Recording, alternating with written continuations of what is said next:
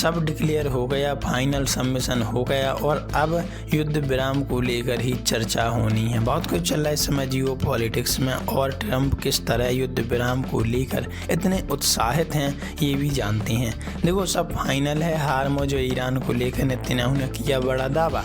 जाने ट्रंप से फ़ोन पर क्या हुई बात, क्योंकि दोनों देश की मध्यस्थता में ही ये युद्ध रोका जाएगा, क्योंकि ट्रंप फुल सपोर्ट करता है इजराइल का और इजराइल और अमेरिका की बात से ही बात बन सकती है। देखो ईरान झुकने के मूड में बिल्कुल नहीं है। वह पहले से ही ये कहता आया है कि हाँ आप जितने चाहे ताकतवर हो लेकिन हम आपके सामने सिर नहीं झुकाएंगे। वहीं ट्रंप समझौता हो जाने की उम्मीद लगाए बैठे हैं। इधर रविवार को खबर आई जिससे जुड़ी जानकारी इजराइल के पीएम नेतन्याहू ने साझा की है। मिडिल ईस्ट कॉन्फ्लिक्ट की ये खबर आपको चौंका देगी। मिडिल ईस्ट में 28 फरवरी 2026 अमेरिका और इजराइल के संयुक्त हमले ने ईरान समेत पूरी दुनिया को हिलाकर रख दिया। हालांकि तेहरान की तरफ से की गई जवाबी कार्रवाई ने युद्ध को दिलचस्प कर दिया।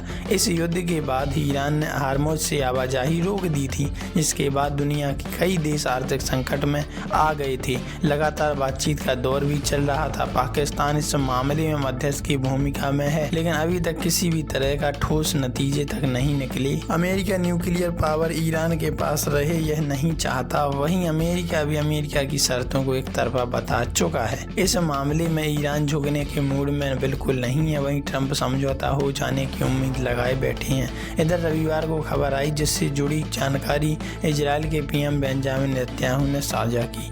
उन्होंने कहा कि कल रात राष्ट्रपति डोनाल्ड ट्रंप से हार्मुज़ को फिर से खोलने के लिए एक समझौता और ईरान के न्यूक्लियर कार्यक्रम पर अंतिम समझौते की दिशा में होने वाली आगामी बातचीत के बारे में बात की है।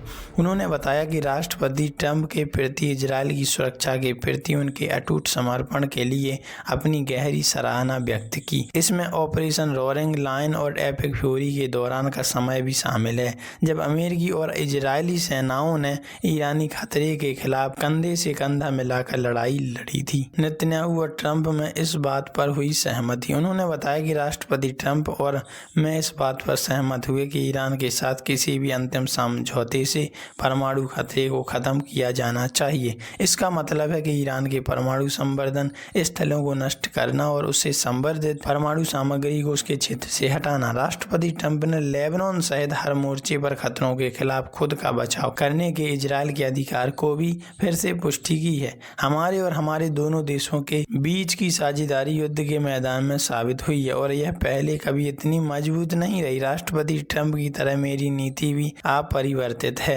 ईरान के पास परमाणु हथियार नहीं होंगे।